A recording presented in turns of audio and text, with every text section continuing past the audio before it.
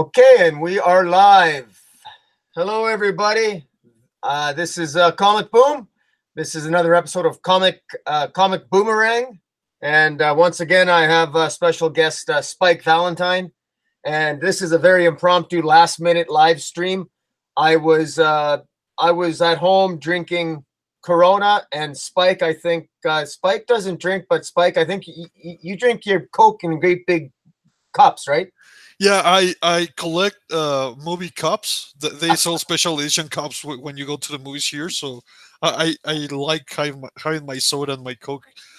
Plus, I think you just thought of me because I figured you were drinking Corona. Oh, this is Mexican. Let's get the Mexican guy on.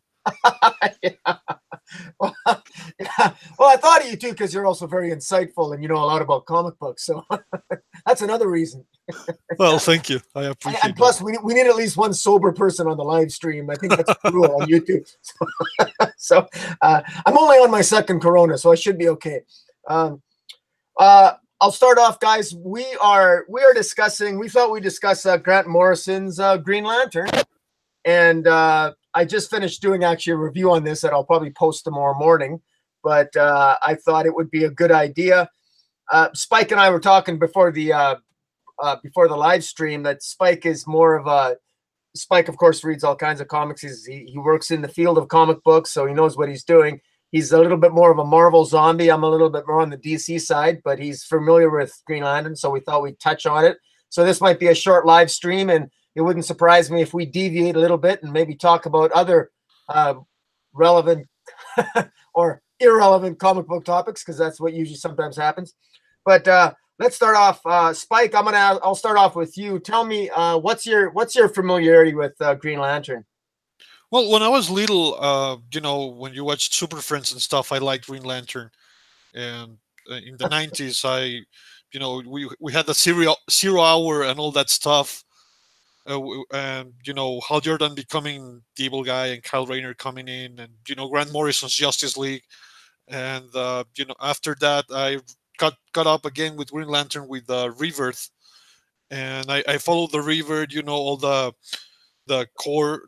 Green Lantern core stuff, the Sinestro War, the Rage of the Red Lanterns, all those great arcs are all up until Brightest Day. Brightest Day I did not like very much, so I kind of stopped reading there, and then recently I retook it with the Green Lanterns book. Yeah, right on. Let me ask you, out of the 4 Green Lanterns stationed on Earth, Kyle Rayner, John Stewart, Hal Jordan, and who's the other guy? Do you have a favorite Green Lantern? Well, there's actually 6 because there's Jessica Cruz and there's Simon Bies. That's right. That's right. So Hal Jordan was always my favorite, but I actually grew a soft spot for Jessica Cruz, especially because of I think her in the Green Lanterns book was a really good character. Yeah, she really came into her own, and that was in the Dark Side War. She became a Green Lantern in the Dark Side War. She initially obtained the ring from the Power Ring character from Earth 3, and so she became a Green Lantern in the Dark Side War, and she really came into her own. And I know that you and we've talked about this before, and I know you've alluded to, and I agree with you that Jessica Cruz is probably one of the better developed diverse characters developed by DC Comics, and probably is a pretty good example of how to probably very effectively develop a diverse character by building on an existing mythology because she, as opposed to sort of taking it over like Marvel tended to do with their classic characters in 2017. Yeah, that's correct, and I will add to that. It's not that she's Latin or diverse or whatever. Modernly, it does make a difference, but I always use, for example, I read the New Mutants. I always put like New Mutants came out in 1983, and it's like, look at the cover. There's a Brazilian guy, there's a Native American woman, there's a Vietnamese woman in the cover. Diversity has always been there, and there has never been a need to push it as diversity. They are just good characters. That's all you need. Well, And Jessica Cruz, as you say, is one that was developed not as a diversity character, but as a character by herself, and she has her own mythos and her own traumas coming on and stuff. And if you've read Green Lanterns, you'll see yes. all And her inside stuff has nothing to do with her being Latino or a woman. It has to do with her experiences as her own person, as her own unique character. I think I'm pretty certain that DC is going to develop her character further moving forward. For right now, it's interesting that the Green Lanterns comic book and the Hal Jordan Green Lantern Corps comic, that they sort of ended as a build-up to Grant Morrison's run. And basically, at the end of it, Jessica Cruz and Simon Diaz, they no longer have to be partners anymore. They were at one time actually sharing a power battery, and that was by order of Hal Jordan. And so they no longer are. So now they sort of went their own ways. And now the only Green Lantern comic coming out is Grant Morrison's approach, and it's very interesting. And I love the concept right off the bat. And I want to first set forth my bias when it comes. I have a very subjective, very biased view of Green Lantern. I love the space cop angle. I'm not even though I possess all of the I possess all the rings. I'm not a big fan of the emotional spectrum. I like Sinestro. I like the Sinestro Corps. I wish it would stop there. I like the idea of a space cop. I think that Green Lantern, to me, Green Lanterns are special because one Green Lantern should patrol an entire sector and is responsible for hundreds of millions of lives and the safety of countless planets in one sector. And I think that's an awesome responsibility. I'm less of a fan of the idea of like a military corps where they go out like military units. I like the idea that they're individual one-man armies with rings that are super powerful. And I get a little bit of a sense. I like the independence of Grant Morrison making Hal Jordan look like this loner space cop, and he's sort of like the Top Gun, James Bond Top Gun loner type. And I really, really love this approach. And I've got some issues with Grant Morrison as a writer in general, and he has some bad habits in my view that I think are on display here. But for the most part, I thought this worked. That's my quick Cole's Notes review. Give me your quick thoughts on it before we go into more detail. I have 4 things to say, some of them unrelated. Number 1, Liam Sharp actually retweeted your live stream. Who is the guy penciling Green Lantern right on right now. The second one is there's people in the chat actually, saying hello, hi, Boom. Hey guys, yeah, I'll have to. I'll check them out. I got to set my screen up here to properly see. Yeah, I'll give you time by commenting. I do like the spectrum thing because I think there's a couple of ways to look at it, or a lot of ways, and I understand Grant Morrison can be a hit or miss. For example, I like him a lot with Superman. Even his Action Comics, even though the New 52 were not that big, I thought that was a good New 52 book. If you took like this was his Elseworlds Action Comics, like if he was in charge of Action Comics back in the day. Yeah. And I appreciated his view because I like classic Superman a lot. When I was a kid, my next door neighbor, who was also like one of my best friends, his father was really old. He was the son in a second marriage, but his father read these magazines from Uruguay, and they included the comics from the 30s that he used to read as a kid. Right. And I actually had a chance to read translated versions of all those old Action Comics and all those strips. So I grew up a soft spot for that Superman, and I think Grant Morrison likes it a lot too. And regarding his Green Lantern short story, I think he's a perfect fit for this particular book because of how he writes. When he writes Batman, his ideas are very out there for me. Batman is usually, in a city, it's a very pulpy, very real type of character. But with space, he can do all these crazy things he usually does, and they seem natural. They come natural, and I think he has a very particular knack for it, and I think that's what's enjoyable about this comic book, because this reads like, this very good British sci-fi comic book mixed up with this Americana and with this character who is, one of the prominent conservative characters in comics. Even though people usually don't think of Green Lantern as a conservative, but he Yeah. kind of is. He's a Well, that's a very good point, because he is in fact. I mean, we don't want to be stereotypical, but generally people in the military often end up being a little bit more, more conservative, generally speaking. At least that's my observation, and I would agree with you that Hal Jordan is definitely he's always been a little bit more of the conservative type, and he's yeah, he plays that role very well. And you made a comment about Morrison, and I think it really shines through here that he's got all of space to work with here, and Liam Sharp does a really great job of really illustrating that in such a way, and the vibrant colors and just his.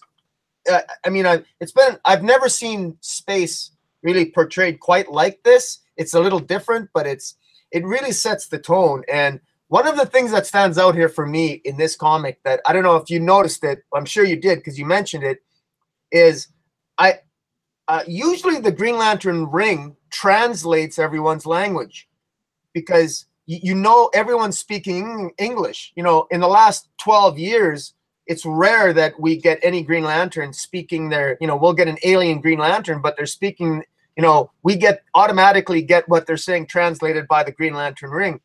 Here in this opening issue, I really got a sense of the alien languages, the alien cultures, because the translations never really came through.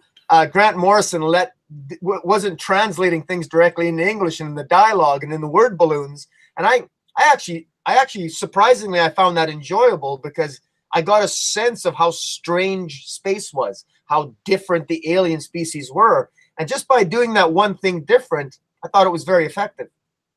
Yeah, there's this. I remember two instances of what you're mentioning in the first pages, when there's this fight and there's people betting on it. Yeah. They're speaking the alien language, but if you read it out phonetically, you can kind of make out what they're saying. Yeah, kind of. Yeah. And when Hal Jordan finds the other Green Lantern on Earth, I think this was a very, very good use of. I think it's Tom Arichowski doing the letters, who was using these hieroglyphics at the same time he was trying to convey, orthodox, English or whatever. Yeah. Making sense that the powering is, shorting out or something. I think that was a very good use of that story of lettering as storytelling, not to read it, but to make a sense of what's going on.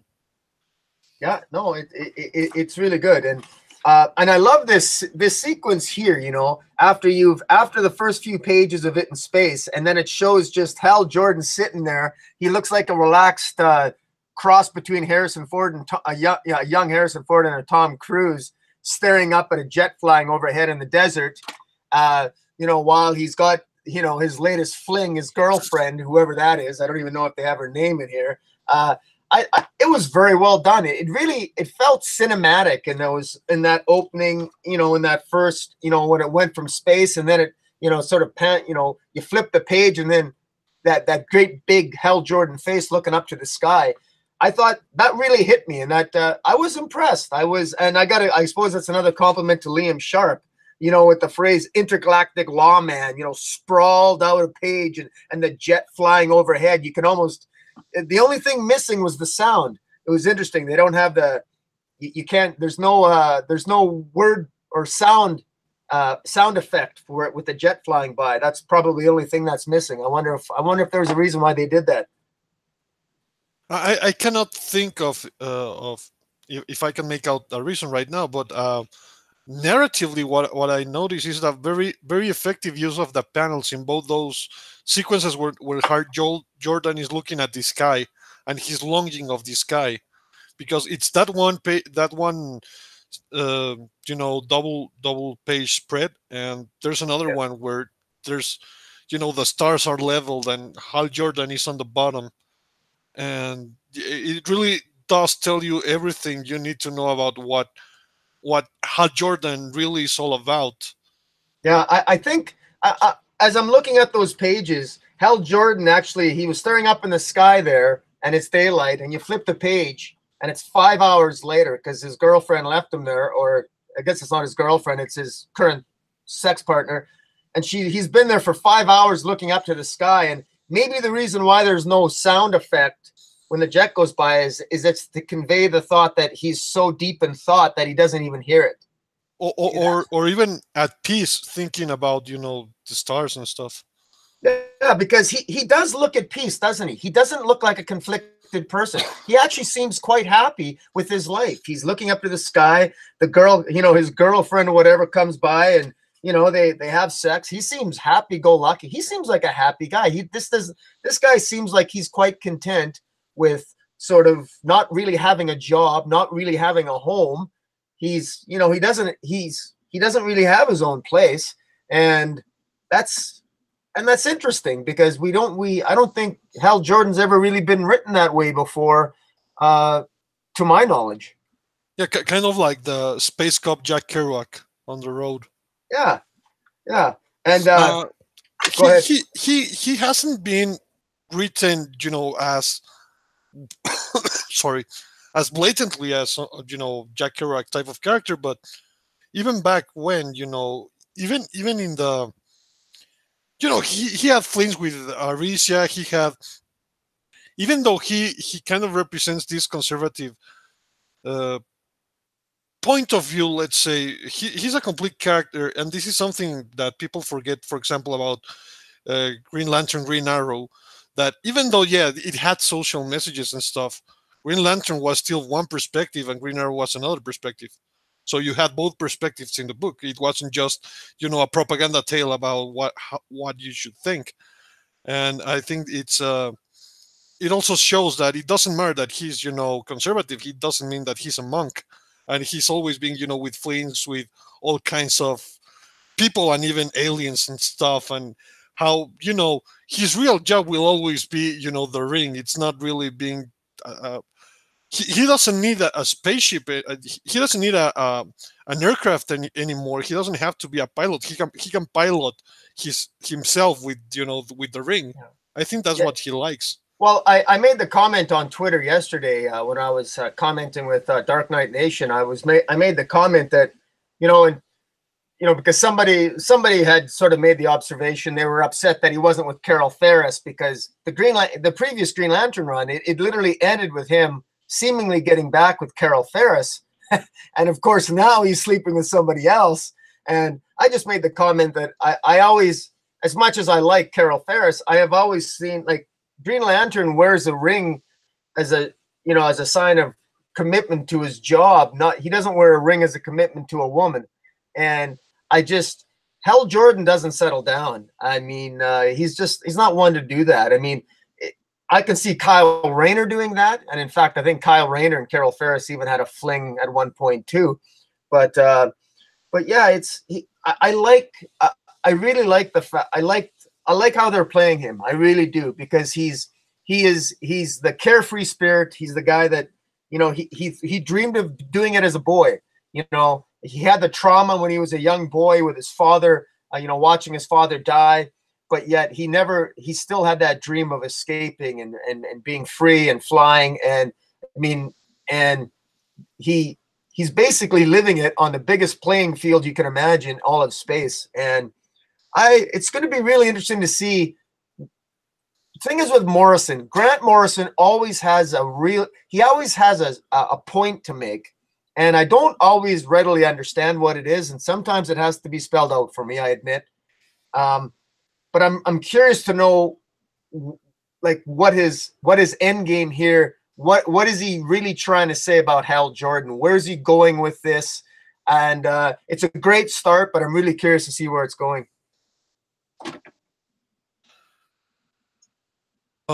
You went silent over Sorry. there.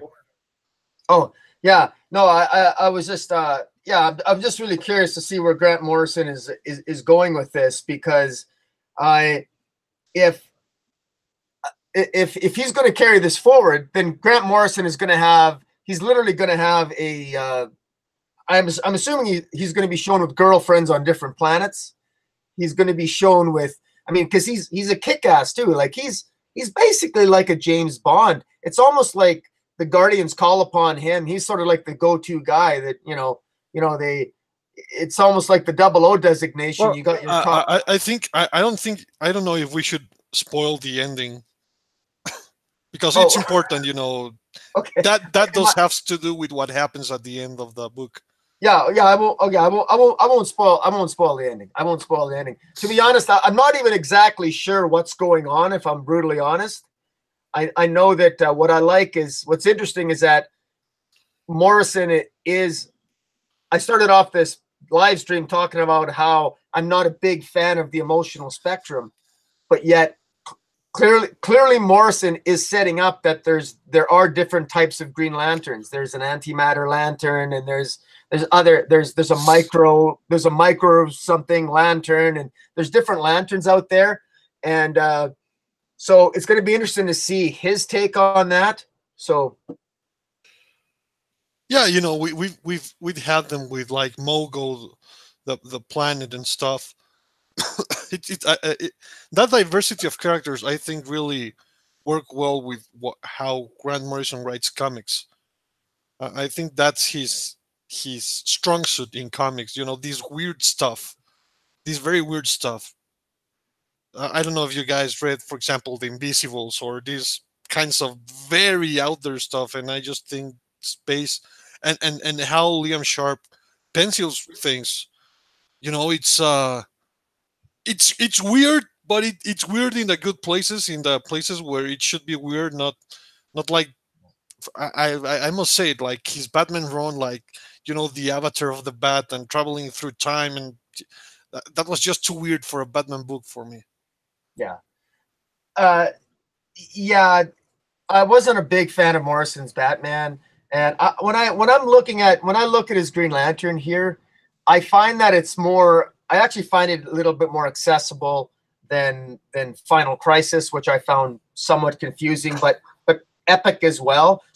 Morrison's always really good at the concepts. He's always great with these concepts, and I don't always find that he's that great on the execution.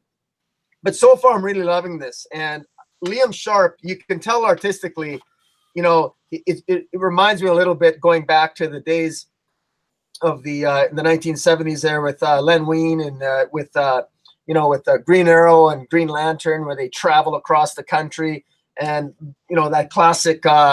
Who's the artist? Why am I drawing a blank? Neil Adams. Yes, Neil Adams. Thank you. There's a couple of scenes here that remind me of Neil Adams in his prime, just reminiscent. And this is, Liam Sharp's really done some. He's really done a really good job here. And I'll give you an example of how Liam Sharp. I will say this: Liam Sharp put far more detail, like his style when he was on Brave and the Bold. He drew a lot of Irish folklore, a lot of Irish folk tales. He drew a lot of Irish mythology. And one of the things that threw me that I was curious about when I picked up this Green Lantern was how different is it going to be? Because those are very, very different settings. When you go from the there was an Irish land of Turnanog, to go from that to space, how would it be different? And one of the things I noticed very differently here is Liam Sharp actually has, he does have a lot of detail at times, but yet there's a surprising amount of space. There's more than one page where he really emphasizes the emptiness of just the air, the sky, space, where there's not so much detail. There's just it's just conveying sort of just the emptiness of space, the emptiness even of the earth, the loneliness of the desert, and he's done a really good job of, even when there's not that much detail there, sometimes less is more because it conveys just as much. So he's really sort of changed his wheelhouse a little bit, which I'm glad that he did, because I found that when he was on Brave and the Bold, I got the sense, as beautiful as some of his pages were, I got the sense that he must have spent like 3 weeks on one page because it was so rich with detail. And that's a compliment. But yet at the same time, I'm thinking, wow, like, I don't know if that's absolutely necessary, but this guy loves what he does, and it shows. And I don't, it's interesting to see moving forward if he's going to be able to meet the deadlines and meet the timetable, or because I note that there's less detail here. Nothing suffers from it, but it's interesting. It's interesting. There are some comments here. There are some interesting ones, like Tehilimi saying, I'm a bit undecided with it. I'll be doing a review on the Rainbow Press, which is his site. Okay. And Leonard Guest says, I liked it overall. A little confused on the story towards the end, but Liam Sharp is another level conceptually, I think. Love his detailed art style. And Lynch85, Dr. Lynch on Twitter, it's the Kyle Rayner Carol Ferris romance. Read it like a bad fanfic. Yeah. Yeah. Well, I suspect as bad fanfic as the Kyle Rayner Carol Ferris romance was, I suspect that Kyle probably could end up being more loyal than Hal Jordan, because I have a feeling by the end of this series, Hal Jordan is he's going to have more than one woman under his belt, because he's sort of like a sailor. I think he's got one in every spaceport. Yeah. And the other interesting thing is that, when you finish the book, there was an interview that shows, and it's important, speaking at a creator's level, that you just don't write a script with whatever you want and that's it, and you are, because you wrote the script, you're the Lord. You have to, you also have to know how to play to the strengths of your pencilers. That's, for example, one of the tricks Alan Moore has dominated, that a lot of people don't realize, that he usually works with non-conventional pencilers because he knows how to make them work to tell what he wants. Yeah. And by reading what Liam Sharp and Grant Morrison were saying in their interview, I got the feeling about that.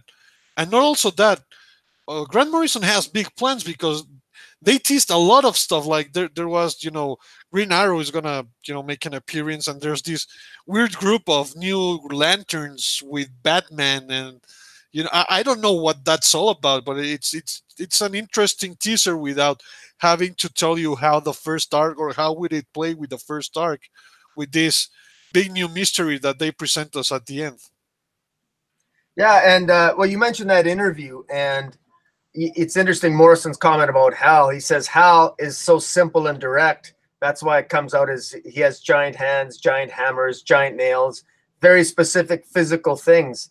And that definitely came through in Liam Sharp's art. And that sort of, there's a lot of simplicity. I mean, Hal is a very simple guy. He just likes staring up at the sky. He enjoys nature. He enjoys space. He enjoys his life. He enjoys the moments. He lives the moment. I mean, he really does live in the now. And even when he took out some of the bad guys throughout the comic, he was very direct, and he had some good one-liners there. But he was very matter of fact, very direct. And he even had the one almost like a wild coyote, like a giant weight with even the weight written on it there at one point. That's very funny, and it really and for longtime Green Lantern readers like myself, you really see the difference between a Hal Jordan and a Kyle Rayner, because Kyle Rayner, when he was on Earth, Kyle Rayner was a comic book artist in the mainstream DC universe. That was his occupation. So his constructs are always very, very detailed, the opposite of Hal Jordan, who's very, very direct. So it's very interesting. And when I look at it from that angle, I have a better appreciation of what Liam Sharp was doing. And that would explain, I think, why Liam Sharp has less detail than I know he's capable of in some of those panels, precisely because it's Hal Jordan's world that he's sort of drawing. So I think that makes sense, and not more that I think about it. Plus, it's one of the strengths of Grant Morrison's scripts. Going back to he likes to go back to the roots of things, and Hal Jordan being the second Green Lantern to Alan Scott's Green Lantern. He comes from the goofiness of the Silver Age and all these outlandish sci-fi stories, and I think it's kind of a callback to those days where he he thought about these green constructs with like you mentioned, like Wile E. Coyote type of constructs.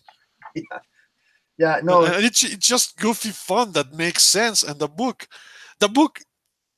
takes itself seriously, but it's not ominous seriously. Like it's fun and serious at the same time.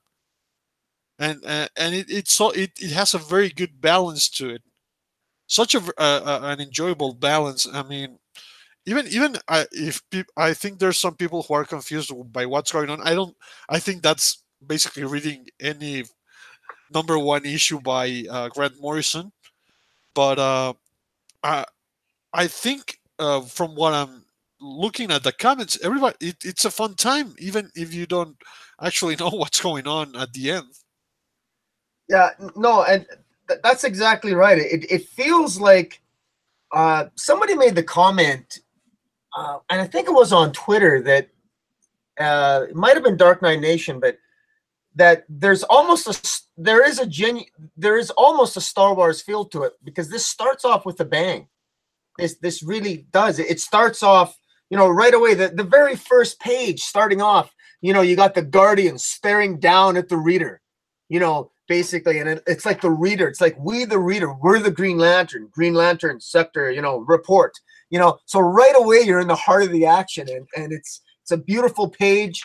And then right away you're in the midst of a colorful battle, and right away you're in the action. And then the first time, of course, you see a human, you see Hal Jordan. Of course, he's staring epically up at the sky, and it's like I say, it's a very well done comic. And I note that one of the comments in the back that Morrison indicated is that on more than a few panels, he could go back and change and add some dialogue depending on what he saw in the art when he got it back, just emphasizing how much of a collaboration it really is. And so it's that's pretty good. I was going to ask you, Spike. I know that you're getting you got your own projects on the go. Does that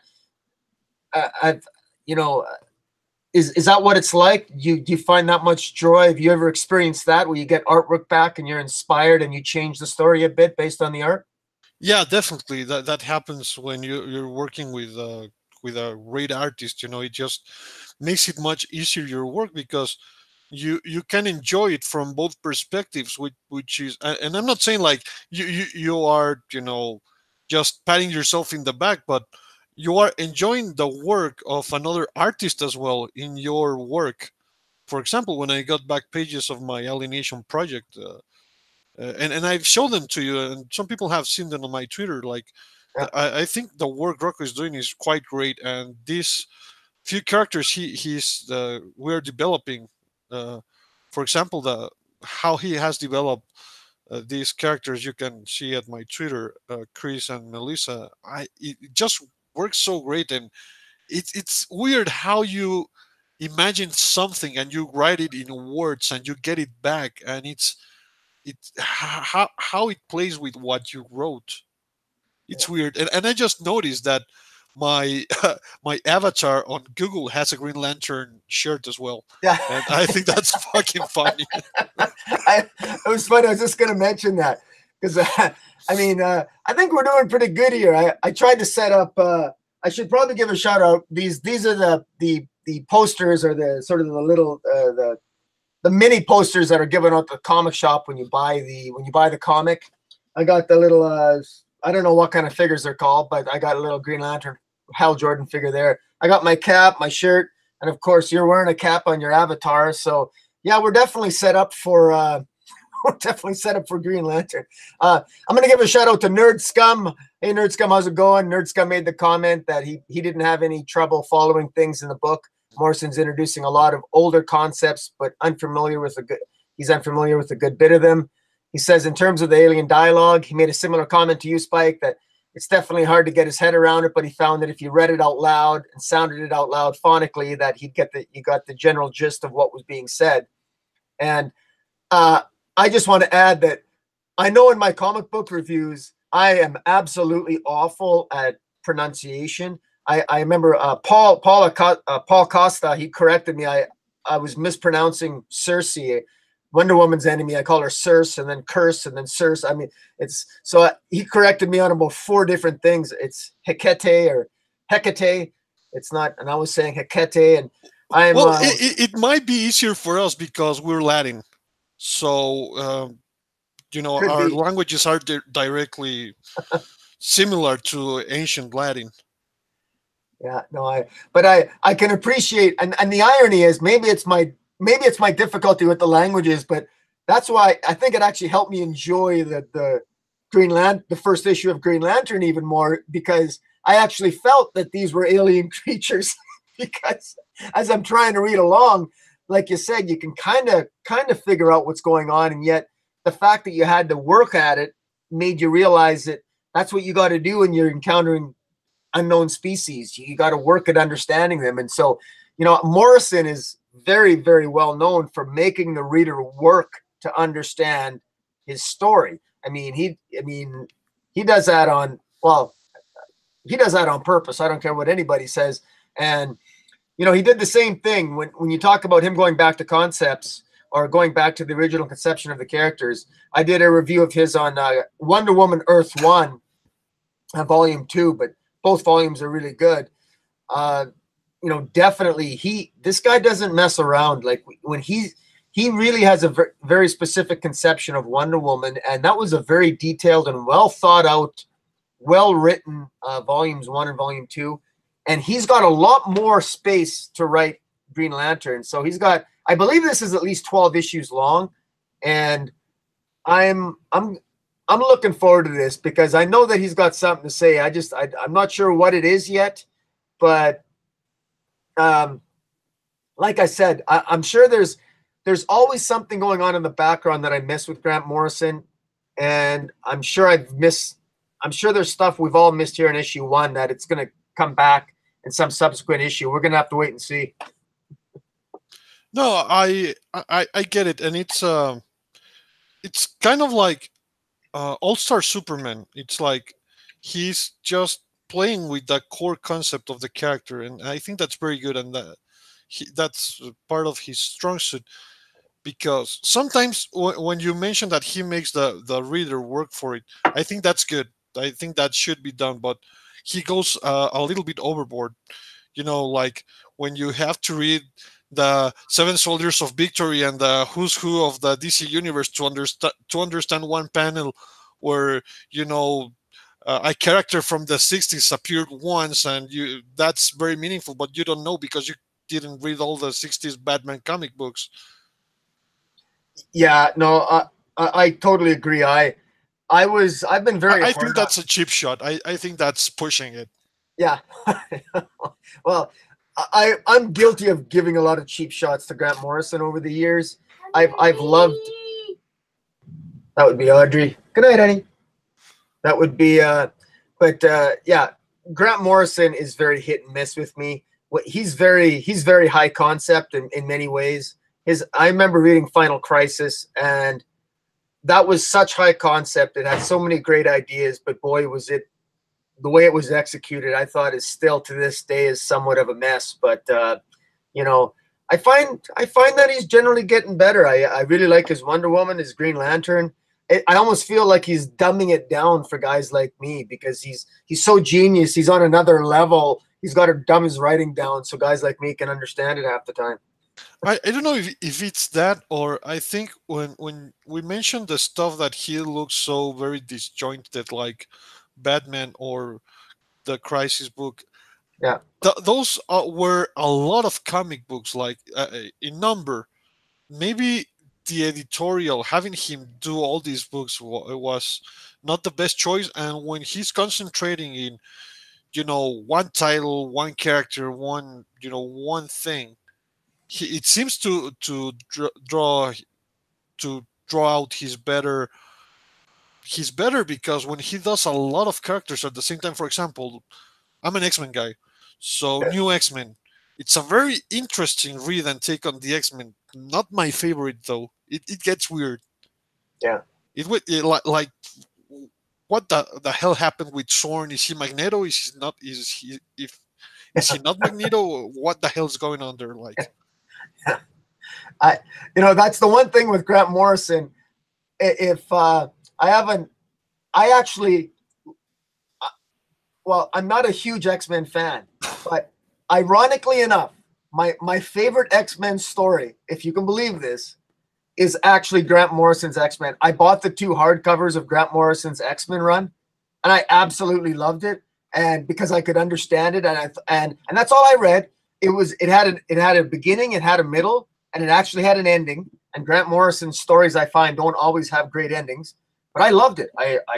And if to the extent that I think the X-Men have potential, I always think of how much I love Grant Morrison's X-Men, and yet almost the majority of the people I talk to who are Marvel X-Men fans, they always say how much they didn't like Grant Morrison's X-Men run, and I always chuckle at that, and it makes me realize just how much of an outlier I must be when it comes to the X-Men. I think it's the way you read something, because as X-Men readers, we were used to another type of paradigm, and Grant Morrison totally changed it, and he made it his own. He usually does that, whatever project he's on. That's not the point. It's that, even if you've read X-Men for a long time, you have, these normal X-Men, and then there's new X-Men by Grant Morrison, and then X-Men had to go back again to what they were with Joss Whedon, because Grant Morrison's X-Men were just too out there for the usual X-Men reader. And it's not a bad read, like you said. If you read it like you did, like there's the beginning, middle, and the end. Like, this is the only X-Men story ever. It is very well written. But if you read it into the canon, it's like, it really stands out. Like, I don't think any other X-Men story stands out for being weird as much as Grant Morrison's. Yeah. Like, I don't think any X-Men story I can come up with is just as weird as Grant Morrison's. Yeah. Not even like the most classic weird one should be like the Perseus saga. I don't think that's even close. And this was about this mutant that could do anything. Yeah. Well, I enjoyed his X-Men saga. I enjoyed Grant Morrison's X-Men as much as I also enjoyed Josh Whedon's Astonishing X-Men. I got that hardcover volume set. That I really enjoyed too. I enjoyed them equally. I really did. And yeah, so I do enjoy X-Men runs. What I enjoy less, and I don't want to digress, but I enjoy, like, I wasn't a big fan of Bendis's X-Men run because there was never any ending. Yeah, he doesn't end. I quit reading X-Men because of that. Yeah, like to me, something like one of the things that I will give, like I said, Grant Morrison credit for is that he usually has an end game in mind, and he's got some high concept that he wants to hit. And even with Final Crisis, where it was probably one of his most high concept, meta, outside the story ideas he's putting out there,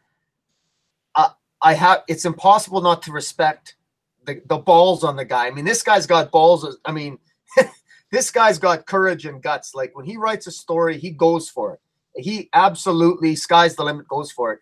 And he's inspired Scott Snyder with the whole totality with the Justice League, what's going on with the breakdown of the source wall in the DC universe, all the epic scope of the DC universe right now, with the breakdown of the source wall, the darkness coming out of the source wall, the Justice League Dark, all those things, Metal, DC's Metal, all those are from Grant Morrison concepts, which flowed out of Final Crisis and his Batman run, which, okay, admittedly, ironically, those are my least favorite, probably, Morrison stories, but I like the fact that something better is being done with the concepts, and so it's hard not to admire the man, even if I don't always enjoy the writing.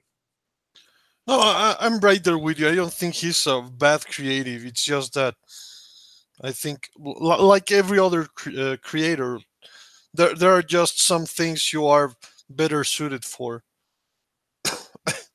and that I actually think that this DC the current DC universe, it's like a mixture of Grant Morrison and Alan Moore ideas. It's I don't know if it's like it's a very interesting time for DC, even though it might not be, you know, overall, every single one of them is like a strong comic book. But for example, my favorite DC comic book was the Terrifics, and it's completely, it completely comes from those concepts. Yeah, I think Spike that I think that DC right now is at the beginning of where Marvel probably was 15 years ago in terms of developing their galaxy universe, their space universe, or the larger universe outside of the DC Earth is just ripe for development. And I think with what Bendis is bringing to the table, regardless, even if you don't like Bendis's writing, the concepts are being expanded upon, and with the Justice League Dark and the way they're darkening the DC universe. And I gotta admit, I flip flopped on this. I was critical. I wanted more hope and rebirth, and I still want some of that. But I gotta tell you, I'm enjoying the darkness a little bit here. It's I'm actually starting to enjoy it more and more. And if there's going to be some massive hope, some epic final battle here in a year or two, as Scott Snyder's talking about, all these things seem to be linked. I got to tell you, I'm a happy DC reader right now, and I find myself getting happier. I feel like this universe is slowly starting to develop and become. I always sort of envied the Marvel universe because I always felt that your universe was better developed in so many ways. And I think DC is at the beginning of that now. And the only thing that could make it better is if DC could acquire Hickman and maybe develop some other properties as well. I think that would be pretty good. No, there's the thing with Marvel and DC, as you mentioned, in those periods of time, like at that moment, Marvel actually had more, legendary talents in the writing department than DC. And right now DC has, I think a Yeah. better writing department. I think that's the Spike, thing. And the other, yeah. I was going to say, Tillium29 wants your thoughts. And this is related, I think, to your comments here, because you're talking about DC right now. And right now, one of the larger developments at DC is Bendis on Superman in Action Comics. He wants to know your thoughts on Superman in Action Comics right now. Have you been reading it by chance or not? That's the thing. I'm not reading Superman. I wasn't reading Superman. Like there's this thing, I said it at some other live stream with Counterpoint that I'm not really reading new books anymore, and it's not like I quit comics. For example, I'm buying the new Sunstone. I'm buying the new Darkness book. It's coming out on January. I'm buying Udon comics. Those I will always buy because they are so fun to me. But with the problems right now with the lawsuits and whatever, it leaves uh you know a bad taste in your mouth. But I did work with Bendis on Spider-Man, the Miles Morales run, and Yeah. Well, can I? thing, yeah. I was going to ask you, how would you? And maybe you're going to expect this, but I know you've said some things to me before, but I think it would be interesting if you shared some of your thoughts. What's it like? Because for lay persons like me, I think of Bendis, and it doesn't matter if I dislike some of his writing. I mean, the guy's a legend. He just is because he's that famous in comic books. How is it like collaborating or working with Brian Bendis?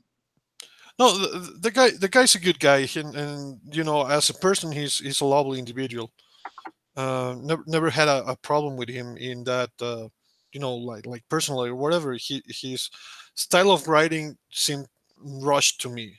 That's my complaint, and that's why I think a lot of things do not, if they were a puzzle, it's like you were missing pieces because it's not well thought of. Right. It's very rushed, so that's why I think that there's a lot of missing links. So the stories, I think that's why they feel incomplete, or that a lot of people, I've heard, they complain about continuity and stuff, and that's something funny because when we did like a year of these Spider-Man books, and he in the first issues he established this big plot with the Black Cat. By the end of his run, he had completely forgotten about it, and he had never done anything related for like the last, you know, 7 issues. Yeah. Even though it was like the big plot in the first 2 or 3 issues.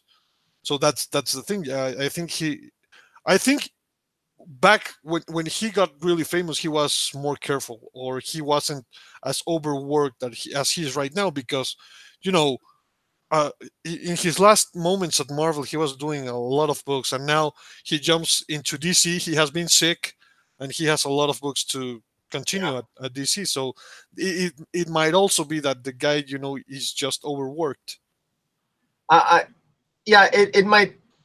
You could absolutely be right, and I think there's some evidence of that in the stories themselves. I note that I actually I thought that Bendis was sort of slowly going, well, was having less and less appeal to me as a writer at Marvel, and yet one of his last books that I enjoyed the most at Marvel was The Defenders, and it was 9 issues long, and it had Luke Cage and Jessica Jones and Iron Fist, and it had all the characters that he knew so well, and he knows he could write them in his sleep.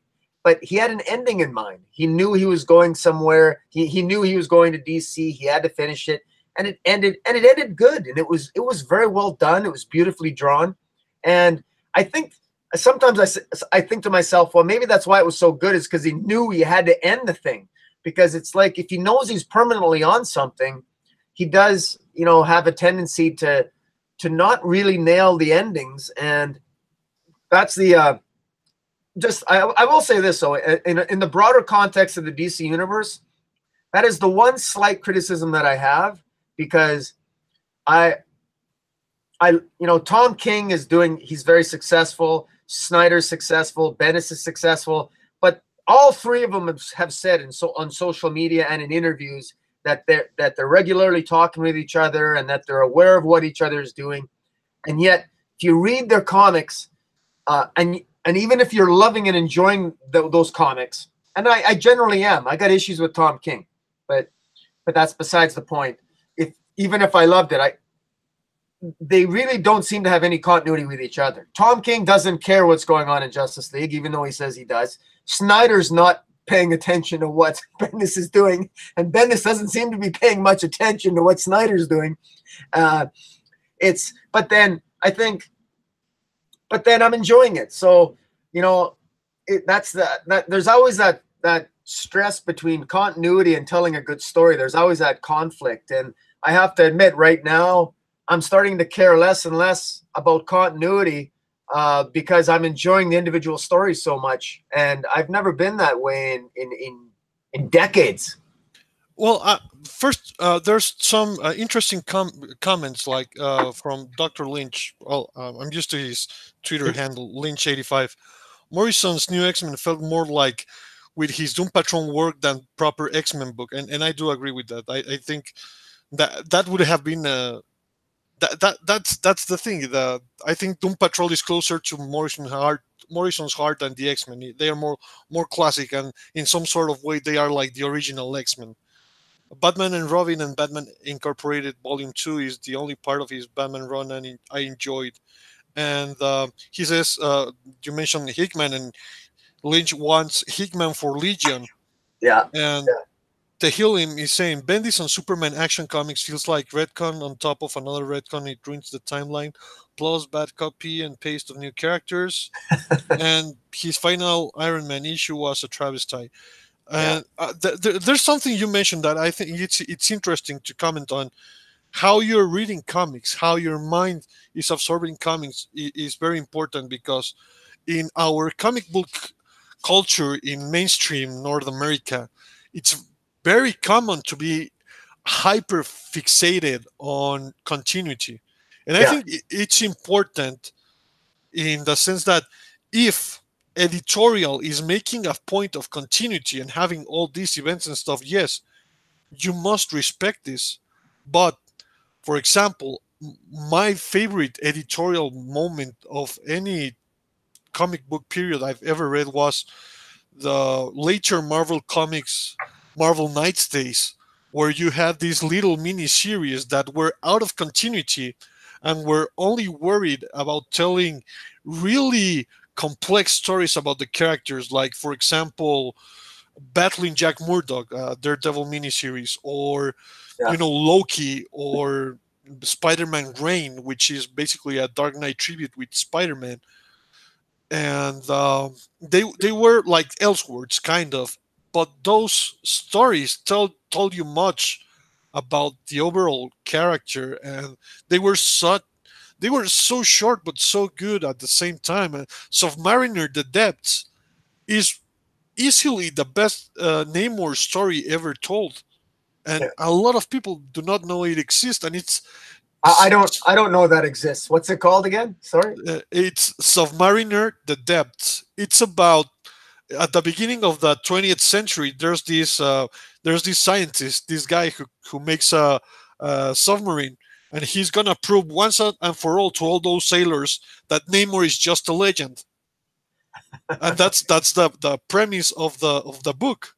Yeah. And it's so genius, because it's like Jules Verne writing Namor. Yeah. I do like that type of reading as well, and I think we need to have more of that. I mean, I'm okay with events sometime or another, but yeah, there's event fatigue, and what you're saying is very true. You could just enjoy a story Yeah. for the sake of the story, and if you have read, like, I, all the issues of Action Comics, and I mean, since Action Comics number one from 1932, you'll see continuity is not something that it's really respected in comics. Yeah. No. It's always the illusion of change, and the illusion of continuity is important. That's really all I have ever asked for as a fan, is the illusion of continuity. I can be very crazy and creative in my head. One thing I'll note, that I think that I got to give DC credit for with Tom King with Batman, is, even though I have issues with his writing, and I have a lot of issues with his writing, what I will say about it is that if you're someone that has no familiarity with Batman, like with little familiarity with Batman, the comic book, and you just read Tom King's run, I think you'll enjoy it much more. You will, because there's some, because sometimes continuity can really screw you up. Because I notice that, as the more I review comic books, having reviewed comic books now online, and a few years before that for the Heroic Universe, I mean, I notice how continuity can sometimes take away my enjoyment of a comic book. Because sometimes with Tom King in particular, some of his issues I would enjoy so much more if I didn't know the previous two issues, because if that makes any sense. But sometimes continuity can hinder your enjoyment of the story, and I think that's one of the reasons why Dan Didio, when Dan Didio first became editor-in-chief of DC Comics, and he came there from Reboot, he didn't have a lot of experience. He talked right away.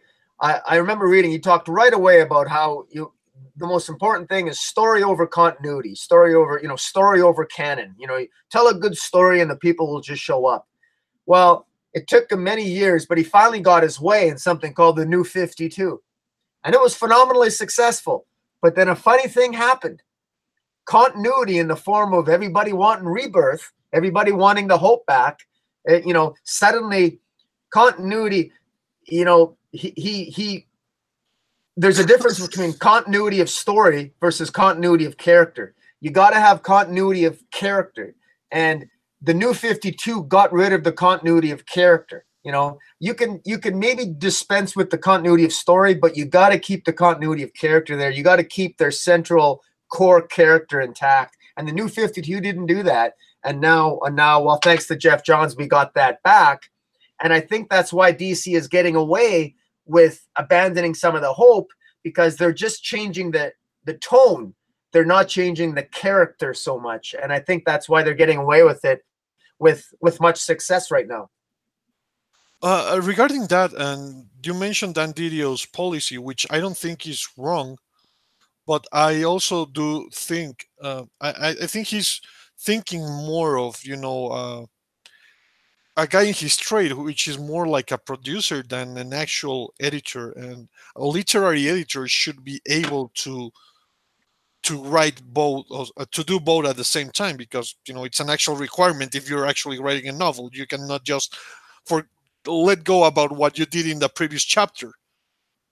I think that's the problem with one of the biggest problems with modern comics, is that people in editorial positions are not actual literal editors, in the sense that they have, you know, narrative experience in literature. I think that's what made a lot of the 80s comics great, because you have editors who understood the implications of making comics. That's why, you know, you have your Lin Wines putting out stuff like Watchmen, or your, you know, Jim Shooters putting out, you know, Days of Future Past. Yeah. Because they understood what it took to make a comic, because continuity does have its importance. And like you say, the thing, when you're putting a lot of focus on continuity and you let go of it, what happens in your mind is that you feel that because it was not important to, you know, the writer, why should it be important to you? And taking a lot of care of continuity and using it to the benefit of the later parts of your story, or the ending of your story, makes it feel very important, very urgent, and as a reader, you really appreciate it, because the passion is there, and, you know, narratively, every part works. It's important to understand that, yes, story is important, but if you're making a point of continuity must be part of the story. Yeah, I think that's what editors need to understand, that, yeah, it's very convenient to forego continuity for the sake of a story. If your plan is to tell a very complex story that doesn't need continuity, go ahead.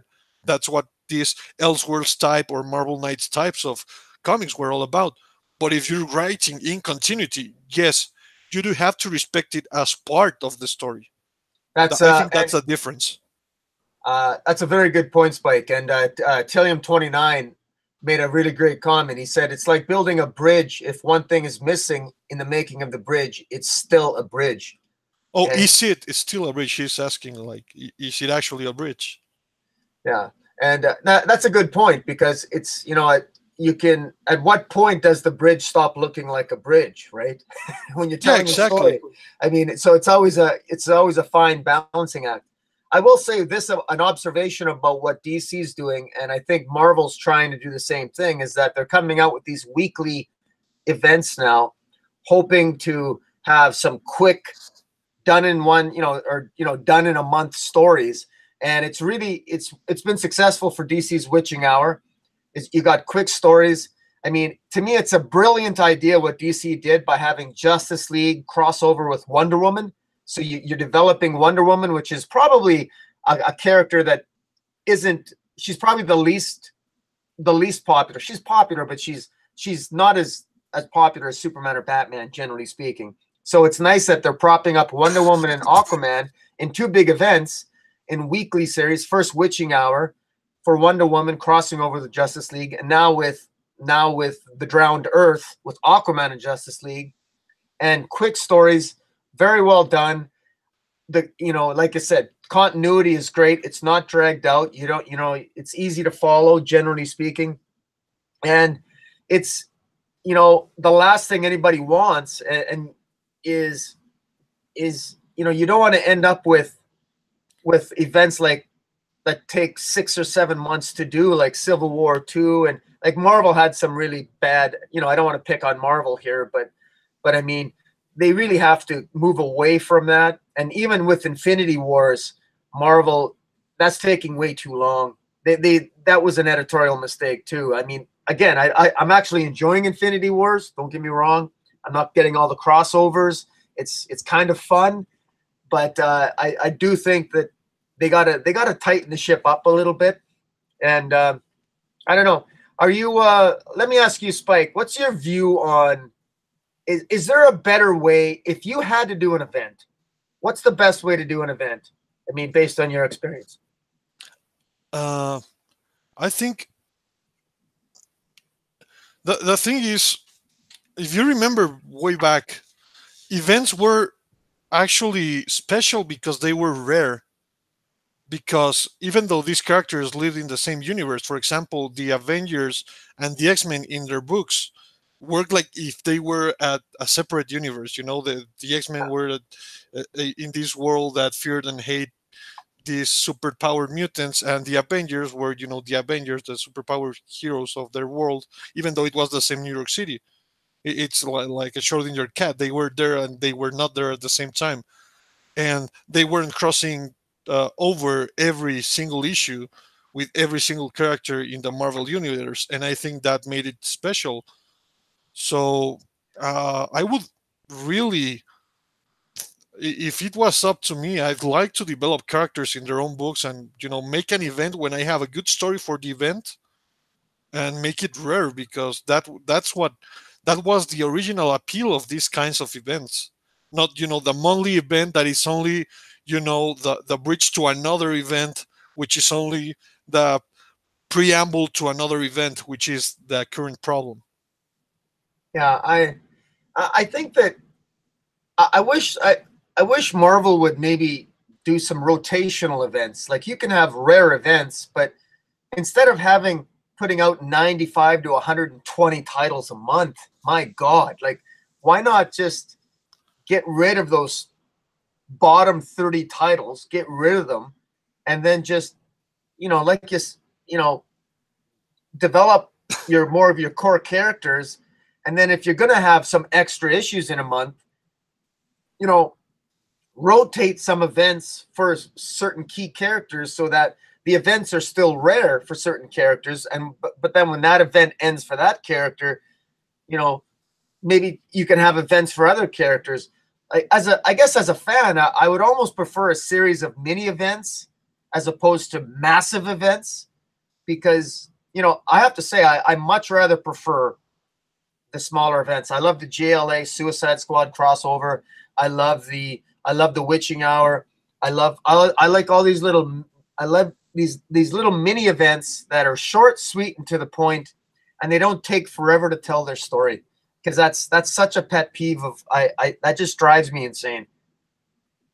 No, I do get it, and you mentioned it, and it's very well said. Like, for example, Marvel has a lot of fat, and their editorial line needs needs a diet. Like, if we go back to late 90s, Marvel was going bankrupt, and what happened was they hired Joe Quesada to make the Marvel lines, the Marvel Knights line, to try to refocus the universe. And what happened? They had like 4 titles. They had Punisher, they had Daredevil, they had the Inhumans, and they had Black Panther.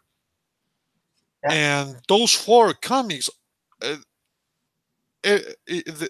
and all those comics and all these Marvel line idea that was trimming out of the fat of the universe and foregoing of events like, at the time, Onslaught and stuff. I think it really helped a great period in Marvel Comics last decade.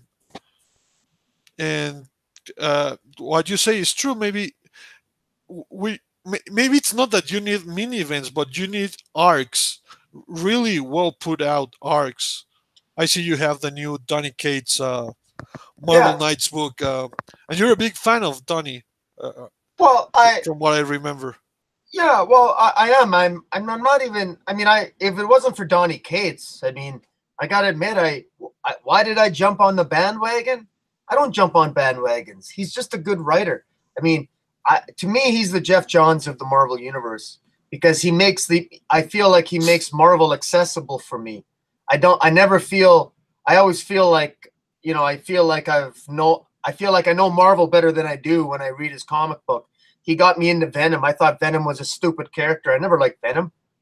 I actually enjoy it now. I enjoyed Thanos. I'd never in a million years thought I'd read Thanos, but now I can't.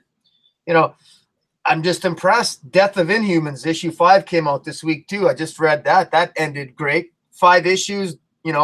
Great way to end it. It was really good. This Marvel Knight seems to be really interesting as well. I don't know if it's as good as when Joe Quesada and Jimmy Palmiotti did it back in 2002, but it's interesting. It's interesting. I won't ruin it. By the way, if you want, I'll give you the digital code on this one, Spike. Oh, thanks. Oh, Yeah, I gotta mention Night Wolf plays is in the house, and he brings up something that is really important that we didn't mention because we were very focused on the procedural work of editorial staff, but this is something that Marvel has been doing that is very disrespectful to the audience, which is long events drive me crazy, especially when it's spoiled months in advance. And Marvel has been spoiling their big events on social media and on news sites deliberately for a long time. I remember when Captain America became a Nazi the first time, they actually spoiled it like in the like yeah, days before it actually came out. So I that's think right. that's really disrespectful because it's not even in the power of the comic book reader if they read it or not. You are doing what trolls actually do to your fans. Yeah, you gotta. I think, and I think it's part. It's probably part of the larger media narrative that or the media practice. It's comic books. Let's face it. It's a small business. Comic books. It's a small part of media, and they're going to spoil Batman's wedding if they can. Because what better way to get in the New York Times? Or they're going to spoil that Captain America's a Hydra agent. Why are they going to do that? Because Donald Trump. And I mean, you can ride it. I mean, the irony with Marvel, with when you mention Hydra Cap, I always think it's such a great irony that Marvel intentionally had a very deliberate plan, I think, in terms of advertising and milking the crap out of Captain America as a Hydra agent. And I don't care what anybody says, they wanted to ride that wave of modern day politics. Oh, look, we're reflecting the people of the street, and this is just when Donald Trump is, becoming leader of the Republican Party. And I just, it's interesting how it all just absolutely backfired on him fantastically. But no, you're right. But I don't know. I see them continuing to do that because I mean, for all the publicity it does that, how many more readers did Hydra Cap did Captain America get from Secret Empire? I mean, I don't think it got much. So mind you, It was its less successful crossover at that time, I think. I think you're right, and this goes into a negative. This goes into another related topic, and I'm not trying to create another one. I know that we're sort of jumping around here, but I don't know. As much as I'm loving comic books, there is this sense that and you alluded to it as well when you just did your live stream, and I encourage everyone to check out Spike's stream. He did one on Disney's fiscal year end. That was his last video. It's quite good. He's always got some insightful comments.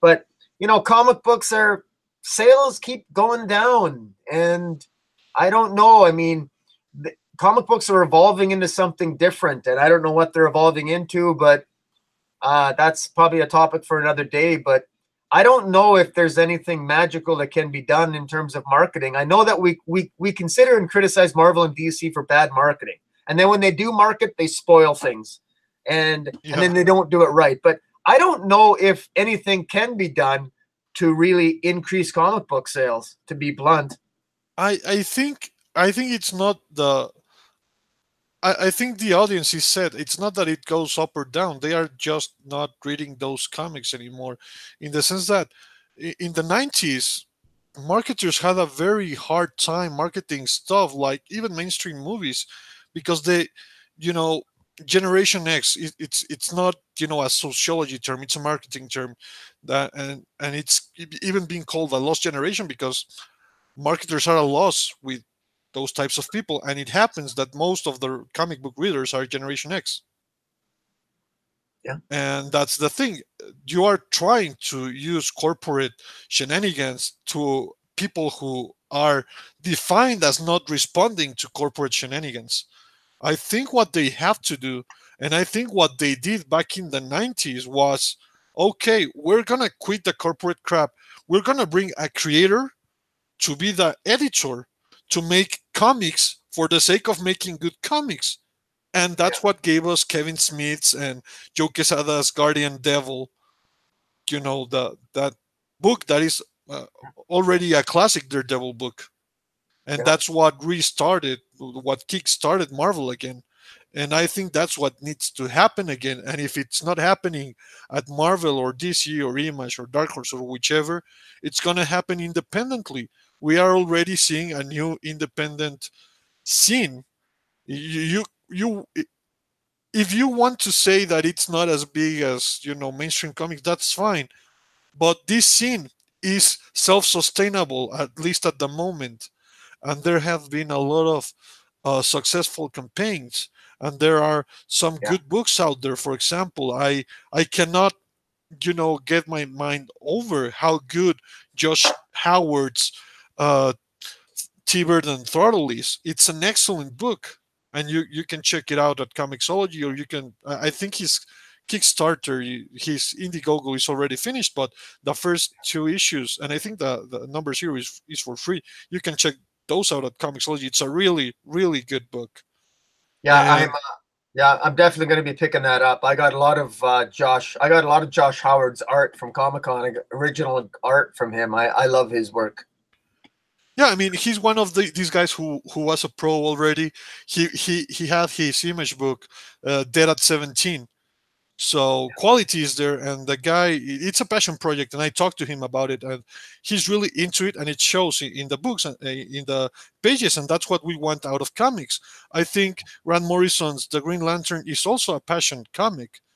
I think, I don't know if editorial told him he had to do a Green Lantern book, but I don't think so. I don't think that's how he works.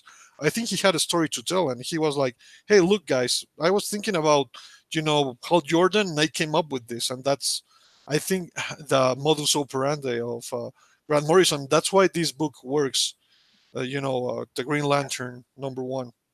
Yeah, and well, you hit the nail on the head. It all comes down to passion, because you can tell the writers that are just mailing it in. And Grant Morrison, when he wrote Final Crisis, Grant Morrison admitted that he sold Wonder Woman short. Wonder Woman was barely in Final Crisis, and this was this epic tale. It was the final crisis of the DC universe, multiversal, anti-monitors, all kinds of crap. There was a Dracula it was insane. The plot line was all over the place, and Wonder Woman was almost nowhere to be seen. It was insulting how she was treated. And Grant Morrison even admitted he sold her short. And what came out of that is he began to research Wonder Woman because he also acknowledged he sold Wonder Woman short, and he came up with the concept for that would eventually become Wonder Woman Earth 1, and you could tell it's a passion project, and he basically takes all the different incarnations of Wonder Woman, the different conceptualizations of Wonder Woman, right back to the days of Marston, and all the bondage and all the pseudo-sexual, crazy, magical, mythological interactions, et cetera, et cetera. And he he actually somehow makes it make sense, and he throws in some Nazis too, and it's I reviewed it, I loved it. But yeah, you can, yeah, I mean, there's something to be said about passion.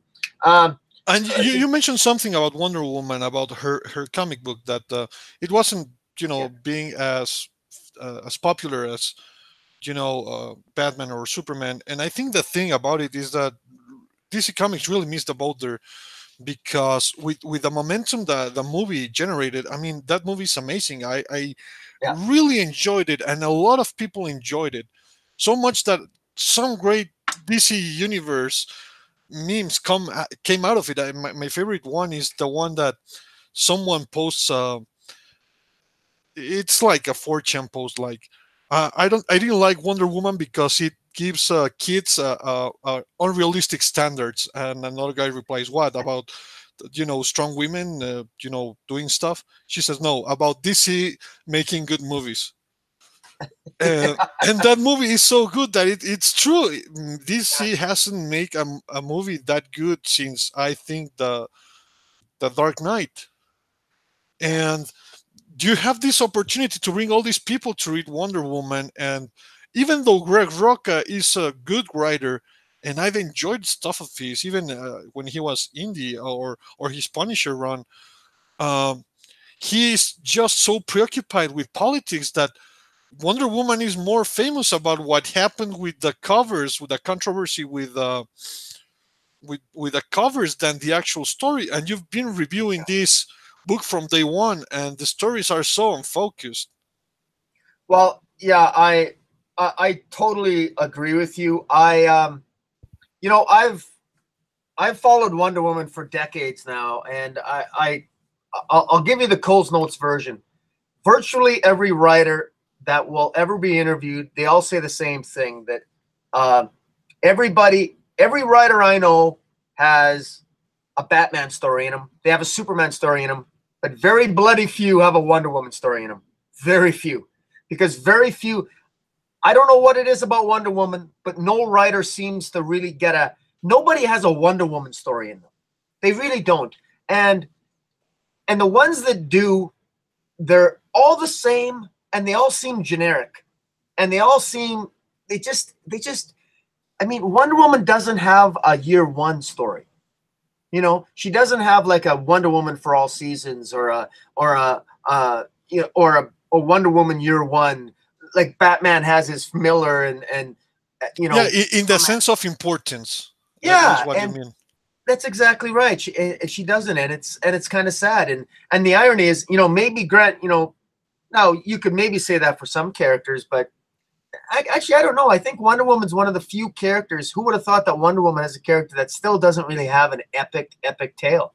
What do you think about just George Perez Wonder Woman? I don't. Well, okay, I'm really going to be an outlier here. George Perez's Wonder Woman, I thought, really missed the boat, and only because it missed the boat, and for three reasons. And I'm going to keep this simple, like Hal Jordan. I'm going to keep it real simple. Yeah. It didn't have Steve Trevor was an old man, so she immediately never had a love interest. I'm sorry, but Wonder Woman needs a love interest. She needs a young Steve Trevor. That was the first mistake. And the second one was I wanted her to have it. She should have had an invisible jet. And third, I'm sorry to say, but at that time, I really do think she needed a secret identity. I think that would add so much to her. Of all of DC's pantheon of characters, the one character, if you want to infiltrate man's world and to really understand it and to spread peace, if you're from an island of 3,000 women, you need to understand man's world first. So naturally, it would make sense that you would have to infiltrate it. In my mind, you have to learn something about it. And you do that by having a secret identity, by traveling, maybe joining the military. That's what the Diana Prince role is about. I think that's how you should go about doing that. And well, let me put it to you this way: if I ever wrote a Wonder Woman story, she would utilize a secret identity. And we get these in my view, I'm very opinionated about this, by the way. People hate the fact that Wonder Woman could be deceptive, because a secret identity, that means deception. Well, Wonder Woman's about truth. She has the magic lasso. She can't have a secret identity. And to me, that's nonsense. That's total nonsense. I actually understand what you're saying because of what people say about Captain America. It's funny because they say, for example, that the Batman and Captain America fight. Oh, Batman doesn't fight fair, and I'm like, and what Captain America does? I mean, World War II didn't have a referee. You think soldiers were fighting fair? Yeah, and no, we have some good comments about the topic. Night Wolfplay says Wonder Woman has a big problem with her continuity, and I think it affects what people write. Nerds come. Check out Wonder Woman, the True Amazon by Jill Thompson. It is really awesome. I was thinking about that story actually. Lynch, 85. George Perez Wonder Woman didn't age as Miller's Year One or Barnes' Superman run. Yeah. I will say this. Nerd Scum, I have read and I've reviewed Wonder Woman True Amazon, and it is a fantastic story. And it is. I guess I don't mean to say that there's not. I mean to say there's no really definitive standout story of Wonder Woman, and I'm being harsh. Okay, so yeah, there's some great stories of Wonder Woman out there, but I can count them on one hand, and I understand at the end of the day, Batman Year One changed how we looked at the Batman mythos, and John Byrne's Superman did redefine the character, and Wonder Woman has always had a problem with that. Yeah. I think if I was writing Wonder Woman, I actually think the problem, for starters, is how people want to insert her into our modern world. The civilization, the skyscrapers, I would try a story that,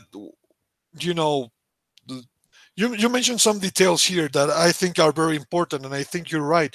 Maybe what she needs, she loves Steve Trevor so much that she embarks in this like Greek mythological journey to try to make Steve Trevor an immortal as well. And she goes at it like a Spartan, and she has her own fucking odyssey. Yeah. That's what I would do with Wonder Woman, I think. Yeah. And I actually think, just to be clear, the reason why I think why Wonder Woman is the hardest character to write, or to put it another way, it's the hardest to please the Wonder Woman fan base. They're the most difficult to please fan base ever, because you'll never make a Wonder Woman fan base happy. And why? I think it's because there's something about women. Maybe it's because it's us white male. It's not just white males. Sorry. It's just men in general. We all have a very specific idea of what's the perfect woman, right? For some reason, people can imagine a Superman, but what's the perfect woman? What's a superwoman? I've always said that if my advice to any writer writing Wonder Woman is think of a superwoman, pretend she's Superman, but she's a woman.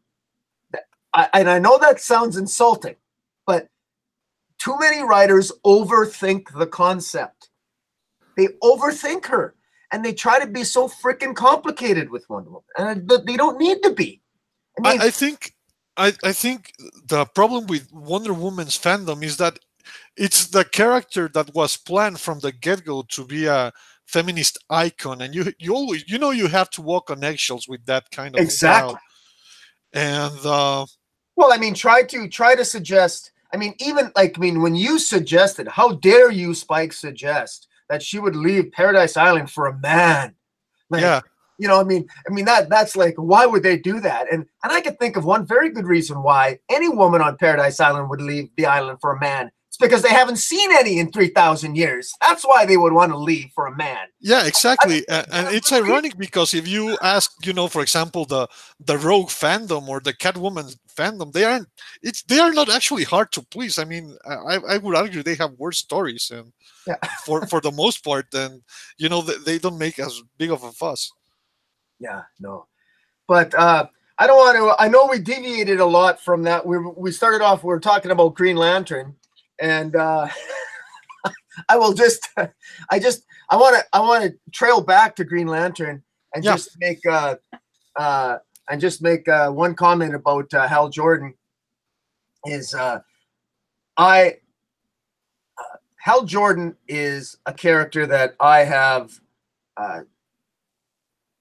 I used to love, and then I loved him less when he got the gray hair on the side. He got old, and I loved when Jeff Johns rewrote him and said that he got the gray hair on the side because he was filled with parallax. And I can brag, I got gray hair on my side. So when I'm at work and a client bugs me about having gray hair, if I make a parallax reference, they have no idea what I'm talking about. I just say I'm filled with fear, but they don't know what that means. No, I just want to bring this home, that I'm hoping that this ends up being Grant Morrison's or Green Lantern's, the equivalent of like Superman for all seasons, that whatever his take is, because he had a very definitive take on Superman in terms of what Superman was and what Superman embodied. And right away in this first issue, you get a very strong sense of how free-spirited and how connected with the Earth and how connected with the galaxy and the universe that Hal Jordan is. And it's very impressive. And I think, I don't want to be mellow, maybe I'll end up being wrong, melodramatic or anything, but I think this bodes well. This is a very good opening issue. Yeah, I think so too. And I felt at home with Grant Morrison's weirdness in this book, and I think that's what tells you that this works, because when his weirdness just kicks you out of the book, it happened, for example, with me and the Invisibles. Yeah. I had the first trade paperback, and I read it, and I was like, what the hell did I just read? This one, I don't know what's going on, but I do understand, the paradigm, and I do feel like everything works perfectly, and I feel like it's a very, very well constructed new reality from Hal Jordan, because it's deviating from, this now classic Jeff Johns, Ethan Van Sciver, and Ivan Rice Hal Jordan that we've been reading for, what is it, like more than 10 years now, like 13 or 14 years now. Yeah. And I would say even more, because the return of Green Lantern really started with Quiver by Kevin Smith in Green Arrow, when he was the Spectre. Oh, I totally forgot about that. That's right. He became the Spectre after he became Parallax, and then died, and then was the Spectre to redeem himself. And yeah, that's right. Yeah, it has been a long journey, and that's the thing. Now Green Lantern feels at home with all these, quirky devices from the Silver Age that don't feel out of place. Nothing in this book feels out of place, and that's how you have like a Grant Morrison home run in a book. I think that would be my the parameter. Like, I didn't feel kicked out of the book. I actually felt like everything fit perfectly, even though it was weird. Yeah, no, and it's less complicated.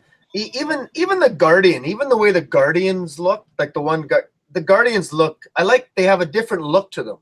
They have Liam Sharp renders them differently than how they're traditionally drawn, and they look better. They look more statuesque. They look more galactically solemn and majestic in a way. And it's just there's a beautiful page where you can see into the eye. It starts off, you're looking at a planet, and then it backs off, and then it's actually the eyeball of one of the Guardians, and it's a beautiful page, and you get a sense of the majesty and the power of the Guardian itself, and that itself, like, you got to wonder, when Grant Morrison was describing that page, was that Liam Sharp's idea to do that, or was that Grant Morrison's idea to sort of literally start off in space, and then you're sort of, and then you see the planet, and then all of a sudden it becomes an eyeball, and then you see the Guardian talking to Green Lantern. That's a beautifully rendered page. Again, there's just. And I want to make a controversial comment. If you read it on Comixology panel by panel, the surprise is even larger. That's one advantage of these digital comics. That's one. Sorry, what was that? That this with Comixology, you can look at just one panel at a time instead of looking at the whole page.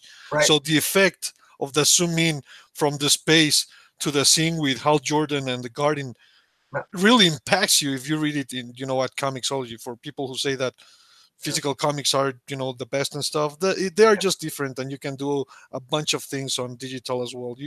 I think we really should look into them as well. Yeah, I'm actually curious that I would be curious to know how Comixology, when you have the guided view, I would be curious to know how the guided view guides you through a page, some of these pages. Yeah, that's the thing, exactly.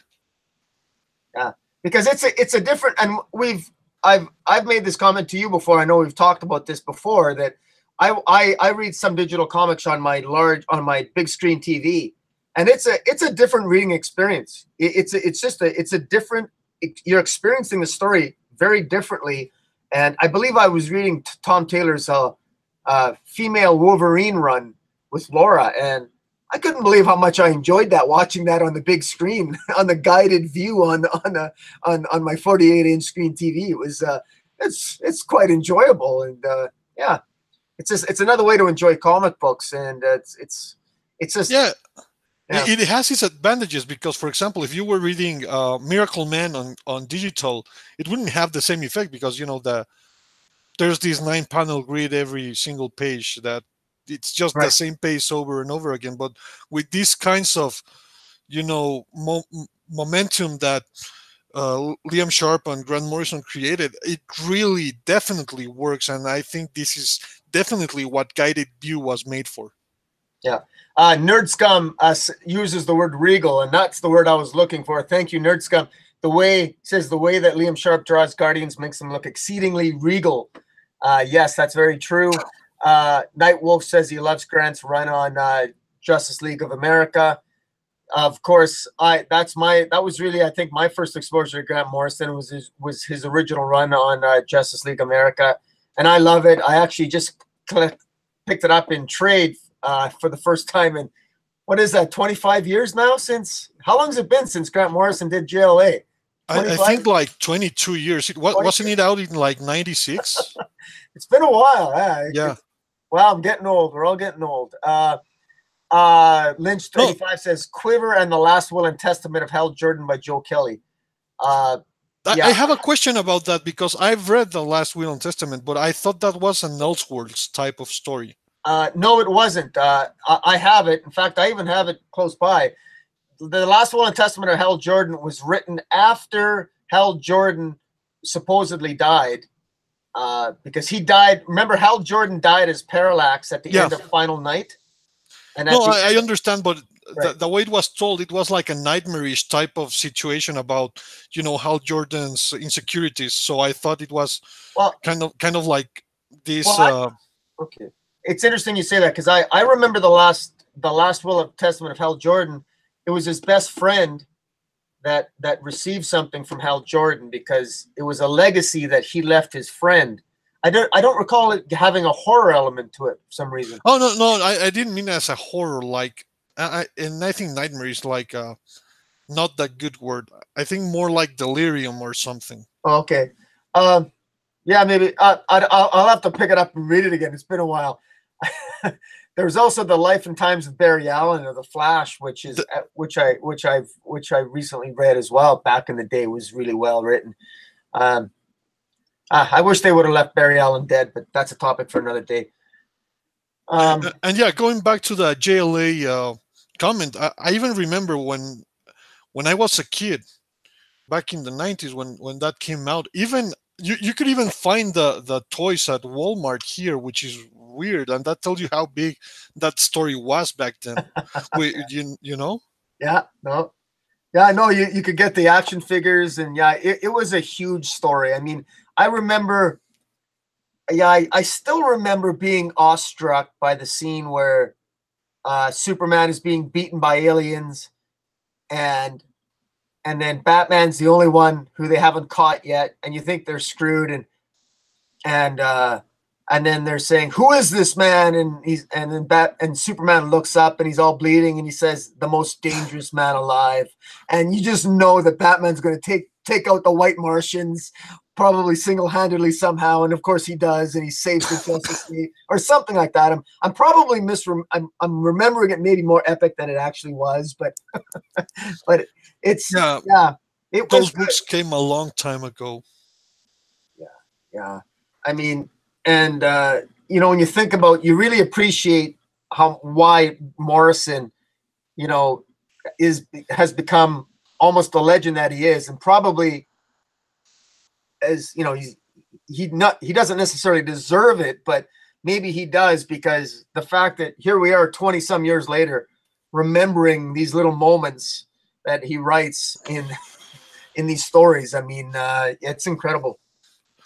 Well, I think, for example, Animal Man, that story, I think it was really good how he took over Animal Man, and it really set a precedent of how the guy can convert characters who are like the most obscure of characters. Yeah, and that and Animal Man was the first one too. He sort of talked, didn't he? At one point, talk outside the comic. It was that was Grant Morrison's first character that he had sort of talk to the audience in a meta kind of style. Yeah, because I've never read his Animal Man run, so I take it you'd recommend it. Yeah, I actually do like it a lot.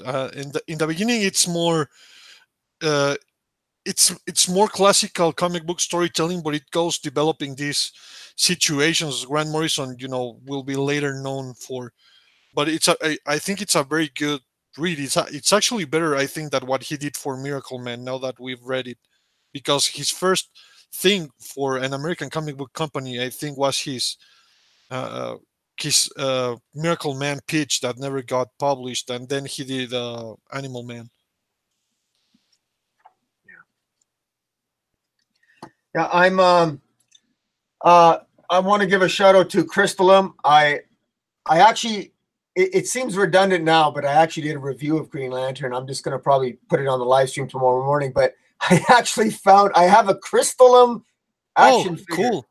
I actually have a Crystallum action figure. I couldn't believe it. I actually put it on this.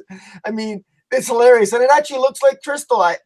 The stupid thing is, as much as I love Green Lantern, I had no idea what this action figure was until I read this comic. I didn't know. I was reading this comic, and then this character Crystallum, and I said, geez, I think that looks familiar. I'm sure as hell I found an action figure. So it's, yeah. I don't remember properly, but is Marvin the Martian a lantern in any of the crossovers? He should be.